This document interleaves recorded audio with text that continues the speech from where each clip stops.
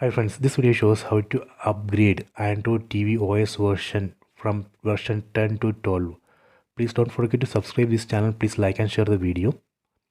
First go to settings. Select the settings icon from top right corner. Go to device preferences. Select about. Under about, here we can see the version.